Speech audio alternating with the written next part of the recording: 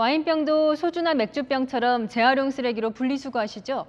그런데 재활용 업체에 가도 다시 쓰이지 못하고 땅에 묻히는 병이 많습니다. 자연 분해되는데 100만 년이 걸린다는데요. 와인병은 왜 재활용이 안 되는지 현장 카메라 정다은 기자가 취재했습니다. 아파트 분리수거장에 모아놓은 와인병입니다. 보시면 이렇게 분리배출하라고 적혀 있는데요. 그런데 분리배출된 와인병 실제로 어떻게 재활용되는지 현장에서 확인해 보겠습니다.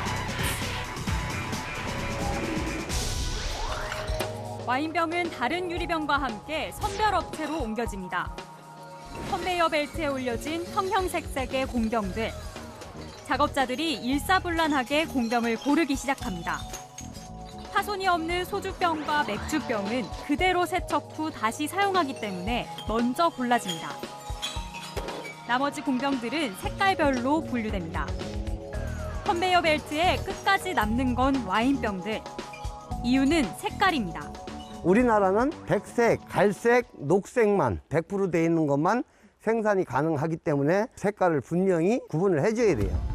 국내에서 재활용이 가능한 유리 색상은 투명과 녹색, 갈색 세 가지뿐. 흠집이 있는 공병들은 폐쇄된 뒤 가열해 유리병으로 다시 만들어집니다.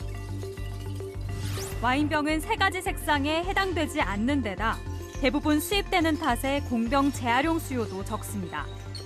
상당수 위스키병과 화장품 용기도 같은 이유로 재활용되지 못합니다. 이 업체에 들어오는 공병은 하루 평균 50톤. 와인병처럼 색깔 때문에 재활용이 어려운 병은 20%에 이릅니다. 작년에 와인병이라든지 이중색이 소비가 되질 않아가지고 어마어마하게 우리가 쌓아놓고 있던 과정을 좀 거쳤습니다. 이런 병들이 그나마 활용되는 분야가 건축자재입니다. 잘게 파쇄해 유리섬유 단열재로 사용하거나 아스팔트용으로 재가공하는 겁니다. 단열재는 색상이 필요가 없어요. 재활용을 다 하고 못하는 유리를 받아서 단열재 공장으로 보내는 일을 만들 수 있으니까 재활용을 할 수 있다는 거죠. 하지만 이렇게 유통 경로를 찾지 못하는 와인병은 대부분 폐기되거나 매립되는 걸로 추정됩니다. 재활용처가 제한된 상황에서 와인 소비량은 꾸준히 늘고 있는 상황. 정부는 와인 수입사에 재활용 분담금을 부과하고 있습니다. 환경 부담금은 저렴해요. 맥주나 소주는 수거를 한다는 거는 들었는데 와인은 그렇지 않습니다. 하지만 이런 분담금도 재활용 체계를 개선하는 데 쓰이기보단 벌금으로 인식된다는 지적이 나옵니다. 확실하게 재활용이 될 수 있도록 생산자와 수입업자들에게 책임을 부과를 해야 되는데 부과를 하고 있지 않다라는 거죠.